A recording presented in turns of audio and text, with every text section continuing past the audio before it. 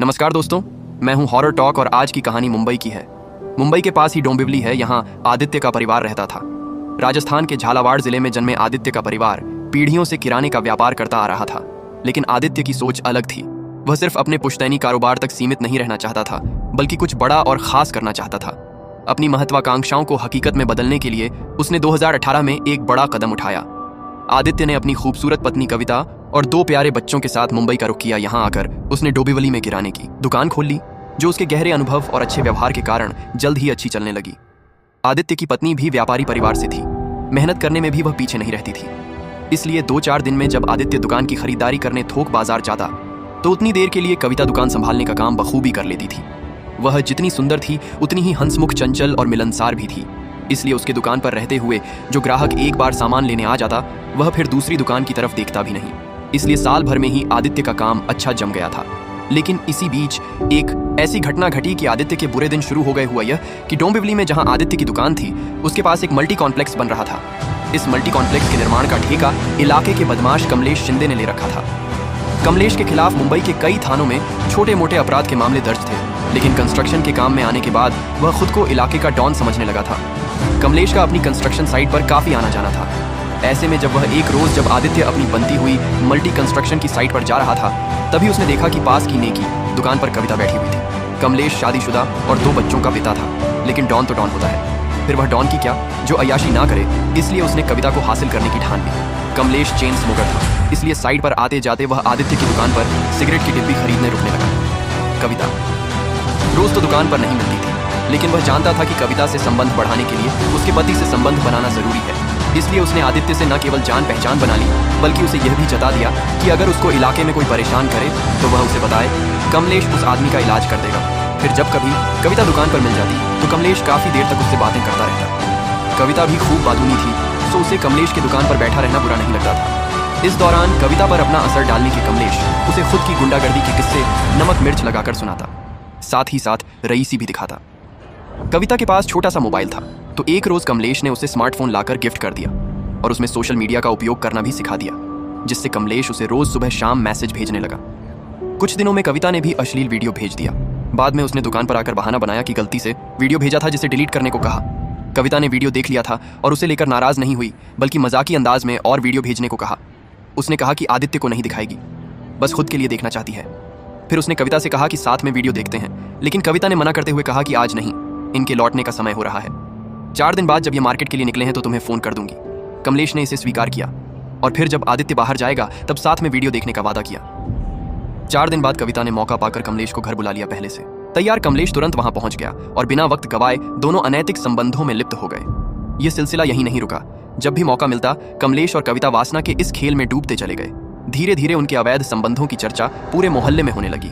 इन अफवाहों की भनक आदित्य को भी लग गई। एक दिन आदित्य ने बाजार जाने का बहाना बनाया, लेकिन 2 घंटे बाद अचानक घर वापस आ गया। उसने घर में घुसते ही कमलेश और कविता को रंगे हाथों पकड़ लिया। कमलेश, जो खुद को बड़ा डॉन समझता था, डरने के बजाय आदित्य को धमकाते हुए बोला, हम दोनों के बीच में मत आना, नहीं तो तेरे लिए अच्छा नहीं होगा। दूसरी तरफ कविता ने आदित्य से रोते हुए माफी मांगी और कहा, यह सब मेरी मर्जी से नहीं हुआ। कमलेश ने मुझे रिवॉल्वर की नोक पर धमकाकर जबरन संबंध बनाए। वह तुम्हें जान से मारने की धमकी देता था, इसलिए मैं मजबूर थी। आदित्य समझ गया कि अब मुंबई में रहना ठीक नहीं है, इसलिए एक दिन अक्टूबर 2020 में चुपचाप रात में पूरा सामान ट्रक में भरकर अहमदाबाद चला गया। वहां उसे टिफिन सेंटर खोल लिया, लेकिन यह काम नहीं चलने पर वह दिसंबर के महीने में जयपुर आ गया। दूसरी तरफ कविता के चले जाने से कमलेश पागल हो गया, जिससे उसने उस ट्रक को खोज निकाला जो आदित्य का सामान लेकर अहमदाबाद गया था। कमलेश अहमदाबाद पहुंचा तो वहां से उसे कविता के जयपुर चले जाने की जानकारी के अलावा उसका पता भी मिल गया, जिससे वह जयपुर में आकर कविता से मिला। कविता भी कमलेश की दीवानगी देखकर खुश हो गई। उसने एक बार फिर कमलेश के संग प्यार की डगर पर चलना स्वीकार कर लिया, तो कमलेश अब हवाई जहाज में चढ़कर अपनी प्रेमिका से मिलने जयपुर आने लगा। आदित्य को इस बात की जानकारी ना लगे, इसलिए उसने कविता को एक नया मोबाइल और नई सिम लाकर दी। इस नए मोबाइल से कविता और कमलेश एक दूसरे से संपर्क में रहने लगे। लेकिन एक दिन कविता का मोबाइल आदित्य के हाथ आ गया तो उसने मोबाइल तोड़कर फेंक दिया। आदित्य रोज की तरह सुबह सुबह आकर अपने काम में जुटा था कि एक पावर बाइक पर सवार होकर आए। 2 युवकों ने उसके पास आकर अपनी गाड़ी रोकी और एक मराठी नाम बताकर उनके निवास का पता पूछा। आदित्य की जानकारी जहां तक थी, उसके अनुसार कवर्ड कैंपस के अंदर विस कॉलोनी में कोई मराठी परिवार नहीं रहता था। वह याद करने की कोशिश करने लगा कि इससे पहले ही पीछे बैठे सवार ने जेब से कट्टा निकालकर उस पर फायर कर दिया और तेजी से फरार हो गए। संयोग से आदित्य की जान बच गई, इसलिए उससे मिली जानकारी के बाद पुलिस ने पावर बाइक की तलाश की तो पता चला कि अजमेर रोड पर निर्माण नगर में स्थित राज गेस्ट हाउस में 2 युवक पावर बाइक लेकर 2 दिन पहले आकर रुके थे। पुलिस जब तक गेस्ट हाउस पहुंचती, दोनों युवक वहां से जा चुके थे, लेकिन वहां पुलिस को उनके नाम और मोबाइल नंबर मिल गए। इस पर जांच अधिकारी एसआई सुनील गोदरा ने तत्काल दोनों के नंबर सर्विलांस पर लगा दिए, जिससे दोनों नंबर जयपुर से मुंबई की तरफ रवाना होते दिख गए। इससे साफ हो गया कि दोनों ने गेस्ट हाउस में मुंबई का जो पता लिखवाया है वह सही है। इधर घायल आदित्य से पूछताछ की तो उसने बताया कि 2 साल पहले तक वह मुंबई के डोंबिवली में किराना दुकान चलाता था, जहां रहने वाले कमलेश शिंदे नाम के बदमाश से उसका कुछ विवाद भी हुआ था। कमलेश ठाणे डोंबिवली का लिस्टेड गुंडा है। यह बात और है कि बिल्डिंग कंस्ट्रक्शन का काम करने वाला कमलेश खुद को किसी डॉन से कम नहीं समझता था। पुलिस ने दोनों बदमाशों के मोबाइल की कॉल डिटेल निकाली तो पता चला पिछले कुछ दिनों से इनकी जिस नंबर पर बार बार बात हो रही थी वह नंबर कमलेश शिंदे का ही था। यही नहीं, आदित्य पर गोली चलाने के ठीक 10 मिनट बाद भी इन्होंने कमलेश शिंदे से फोन पर बात की थी। मामला बहुत कुछ साफ हो गया था, इसलिए एसपी के निर्देश एसआई सुनील गोदरा एक टीम लेकर मुंबई पहुंचे, जहां दोनों बदमाश तो नहीं मिले, लेकिन स्थानीय पुलिस की मदद से टीम कमलेश शिंदे को गिरफ्तार कर जयपुर ले आई, जहां पूछताछ के बाद इश्क में दीवाने हुए एक डॉन की प्रेम कहानी इस प्रकार सामने आई। कविता को पाने के लिए अपने दोस्त मंगेश के माध्यम से सौरभ और सावन नाम के 2 बदमाशों को 13 लाख की सुपारी देकर आदित्य की हत्या करने जयपुर भेजा, मगर सौभाग्य से इस हमले में आदित्य की जान बच गई। आज की दूसरी कहानी हरियाणा की है। हरियाणा के पानीपत में शहर के बीचों बीच स्थित जाटल रोड के पास एक प्रसिद्ध हनुमान मंदिर है। इस मंदिर के ठीक सामने दिल्ली पैरेलल नहर बहती है। 21 दिसंबर 2021 को दिन के वक्त नहर के किनारे अचानक लोगों की भीड़ इकट्ठा हो गई। कारण था नहर के पानी में दूर से बहती हुई एक लाश, जिसे देखकर हर कोई स्तब्ध था और सभी की निगाहें उस रहस्यमय लाश पर टिकी थीं, जो धीरे धीरे नहर के साथ आगे बढ़ रही थी। जैसे जैसे लाश नहर के किनारे निकट आती गई, लोगों की उत्सुकता और बढ़ने लगी। भीड़ में खड़े लोग तरह तरह के अनुमान लगाने लगे। कुछ ने कहा कि यह किसी नवयुवक की लाश हो सकती है, जबकि दूसरों ने आशंका जताई कि शायद वह आत्महत्या करने के लिए नहर में कूद गया था। भीड़ में हर चेहरे पर चिंता और हैरानी के भाव थे और सभी की जुबान पर एक ही सवाल था, यह लाश किसकी होगी। जैसे जैसे समय बीतता गया, सवाल और भी गहरे होते गए। लाश जब काफी नजदीक आई तो लोगों ने देखा कि वह किसी पुरुष की थी। उसका चेहरा काफी काला पड़ चुका था, जिससे उसे पहचानना मुश्किल था। इस घटना की सूचना पानीपत पुलिस को भी मिल गई थी। पुलिस तुरंत मौके पर पहुंची और अपने साथ गदा उड़ाई ही लाश को बाहर निकाला गया। जब पुलिस ने लाश का चेहरा देखा तो पाया कि वह काफी झुलसा हुआ था। पुलिस ने चेहरा देखते ही अंदाजा लगा लिया कि यह आत्महत्या का मामला नहीं बल्कि हत्या का है। ऐसा प्रतीत हो रहा था कि लाश की पहचान मिटाने के लिए जानबूझकर चेहरे को जला दिया गया था। इस निशस्ता ने पुलिस के लिए एक नई चुनौती खड़ी कर दी और वे यह पता लगाने में जुट गई कि यह बर्बरता किसके पीछे थी। लाश के गले पर घोंटने के साफ निशान भी देखे गए, जो बेल्ट या मोटी रस्सी के थे। यह निशान इस बात की ओर इशारा कर रहे थे कि यह हत्या की एक योजनाबद्ध वारदात हो सकती है। पुलिस ने ध्यान से लाश की कलाई पर एक टैटू देखा, जिस पर अशोक और सोनू नाम लिखे थे। नहर से लाश मिलने की सूचना पाकर पानीपत के पुराना औद्योगिक थाने के प्रभारी बलराज यादव भी अपनी टीम के साथ तुरंत मौके पर पहुंच गए। उन्होंने आसपास खड़े लोगों से लाश की पहचान करवानी चाहिए, मगर ऐसा कोई भी नहीं था जो उसे पहचान पाए। जब देर तक मृतक की पहचान नहीं हो पाई, तब बलराज यादव ने एसआई राज्यपाल सिंह को लाश का पंचनामा कर पोस्टमार्टम के लिए भेजने के आदेश दे दिए। पुलिस कई दिनों तक लाश की पहचान की कोशिश में लगी रही। जब कोई सफलता नहीं मिली, तब एक सामाजिक संस्था की मदद से लाश का दाह संस्कार करवा दिया गया। पोस्टमार्टम रिपोर्ट से पुलिस को पता चला कि युवक की हत्या बेल्ट या मोटी रस्सी से घोंटकर की गई थी। हत्या के बाद उसकी पहचान छिपाने की नीयत से उसे जलाने की कोशिश की गई थी, जिससे उसका चेहरा झुलस गया था। पोस्टमार्टम रिपोर्ट के अनुसार गला घोंटने से पहले युवक के साथ मारपीट की गई थी। उसके शरीर पर अनेक घाव और कटे के निशान थे। अज्ञात लाश के दाह संस्कार के बाद 1 महीना बीत चुका था, लेकिन पुलिस की कोशिशें शिनाख्त में जारी थी। शिनाख्त के लिए पुलिस ने सोशल मीडिया पर जानकारी साझा की थी, ताकि कोई भी व्यक्ति उस लाश की पहचान करने में मदद कर सके। 14 जनवरी 2022 को थाना प्रभारी बलराज यादव फाइलें निपटाने में व्यस्त थे। दिन के 11 बजे थे, तभी एक युवती थाने आई और अपना परिचय देकर बोली, सर मेरा नाम सोनू है, मैं भारत नगर कावड़ी रोड के रहने वाले अशोक की पत्नी हूँ। मेरा पति अशोक 19 दिसंबर 2021 से ही लापता है। मुझे कल ही मालूम हुआ है कि उसकी हत्या हो गई है। यादव अचानक एक युवती की बात सुनकर चौंक पड़े, जिसने मेरे पति को मारा। उसी ने मुझे हत्या का वीडियो दिखाया है। पुलिस को भी उसकी बात अजीब लगी। जब हत्यारे ने मुझे वीडियो दिखाया, तब मैं भी हैरान हो गई थी। थाना प्रभारी यादव ने पूछा, किसने हत्या की है? उसका नाम दीपक है। उसकी मेरे पति से पुरानी दोस्ती भी थी। थाना प्रभारी यादव ने कहा, जो भी तुम्हें मालूम है पूरी बात विस्तार से बताओ। 32 वर्षीय अशोक पानीपत के भारत नगर में रहता था और वो वेस्ट कपड़ा व्यापारी था। अशोक के परिवार में बड़ा भाई विजेंद्र और मंझला राजू है। हमारे 3 बच्चे भी हैं, बेटा रवि, बेटी अंजलि और बेटा यशु। 5 साल पहले राजू जिस फैक्ट्री में काम करता था, उसी फैक्ट्री में दीपक भी मालिक का ड्राइवर था। दोनों की दोस्ती। और दीपक राजू के घर आने जाने लगा। यहाँ उसकी अशोक से भी दोस्ती हो गई। दीपक की नज़र जब राजू की पत्नी उषा पर पड़ी तो वह उसका दीवाना हो गया। राजू की गैर मौजूदगी में वह उषा से मिलने आने लगा और जल्दी ही दोनों का रिश्ता काफी करीब होता चला गया। सोनू ने बताया कि दीपक 19 दिसंबर की रात अशोक को अपने साथ ले गया था। किस काम के लिए ले गया नहीं मालूम। दीपक ने बताया कि वह थोड़ी देर में आ जाएंगे। उसके बाद से ही अशोक का कोई पता नहीं चल रहा था। जब वह घर नहीं लौटा तो दीपक को फोन किया, लेकिन उसका फोन बंद आ रहा था। इससे घर वालों की चिंता बढ़ गई। इसके बाद घर के सभी लोग अशोक को इधर उधर ढूंढने लगे। जब उसका कहीं पता ना चला तो थक हार कर उन्होंने सोचा कहीं यूं ही कहीं चला गया होगा, लेकिन चिंता हो रही थी कि वह बगैर बताए कहां जा सकता है। उसके 3-4 सप्ताह बाद दीपक 13 जनवरी को घर आया। जब सोनू ने उससे कहा कि जिस दिन से अशोक तुम्हारे साथ गया आज तक नहीं लौटा है। यह सुनते ही वह भड़क गया और सोनू से झगड़ना शुरू कर दिया। गाली गलौज करने लगा और माहौल इतना गर्म हो गया कि हाथ हपाई की नौबत आ गई। दोनों के बीच तीखी बहस शुरू हो गई और अचानक गाली गलौज करते हुए उस दीपक के मुंह से एक झटके में निकल गया, मैंने अशोक का काम तमाम कर दिया है। यह सुनकर सोनू एकदम से अवाक रह गई। उसे उसकी बातों पर पहले तो विश्वास नहीं हुआ, लेकिन उसने जब अशोक की हत्या के सबूत दिखाए तो वह एकदम से पत्थर बन गई। इसके बाद सोनू की समझ में नहीं आ रहा था कि वह क्या करे। सोनू को एक तरफ पति अशोक की मौत का गहरा सदमा लगा था, तो वहीं दूसरी तरफ वह गुस्से से पागल हुए जा रही थी।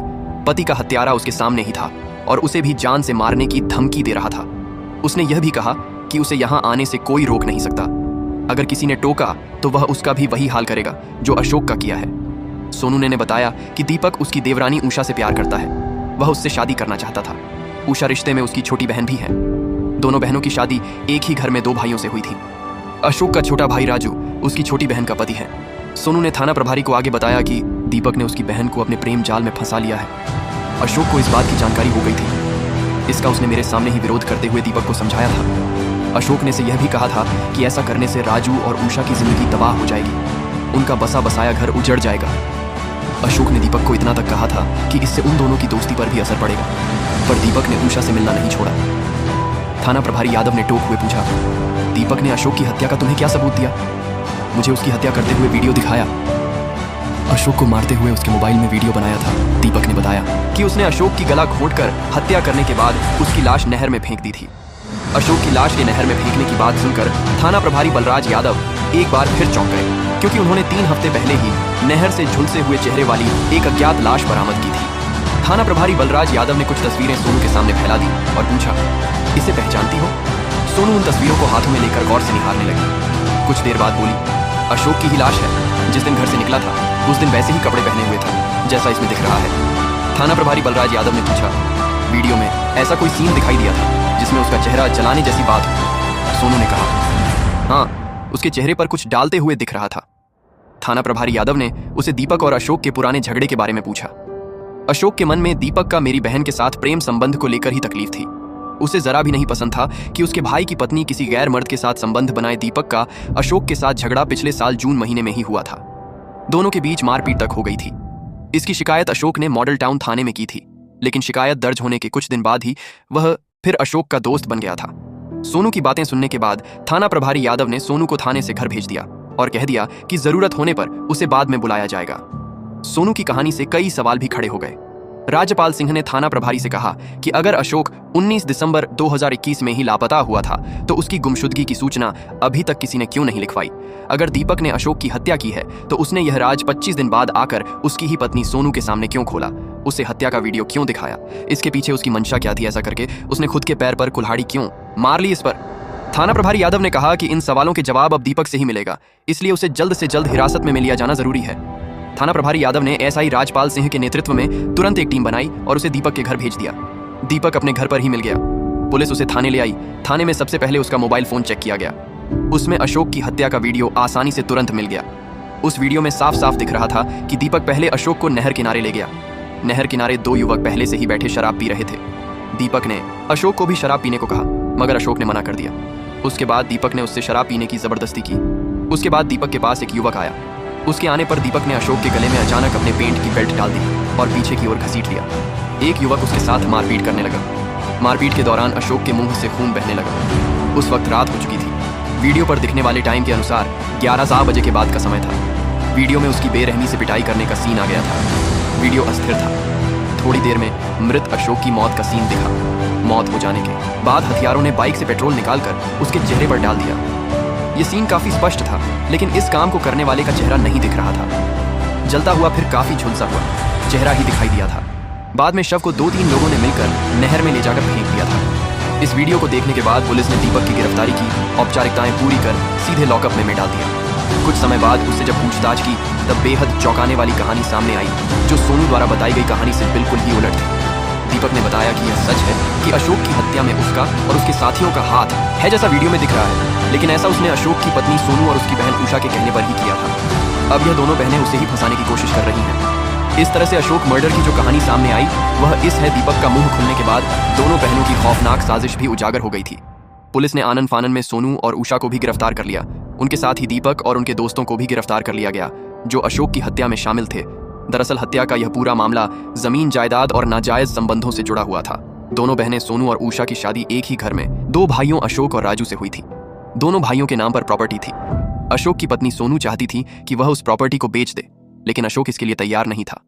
उसके बाद दोनों बहनों ने मिलकर तय किया कि वे अशोक को रास्ते से हटा देंगी। उन्होंने अशोक और राजू के खास दोस्त दीपक से इस बारे में बात की। दीपक के नाजायज संबंध राजू की पत्नी उषा से थे। वह उषा के हुस्न का दीवाना था। इसका फायदा उठाते हुए दोनों बहनों ने अशोक को मरवाने के लिए दीपक को अपने प्लान में शामिल कर लिया।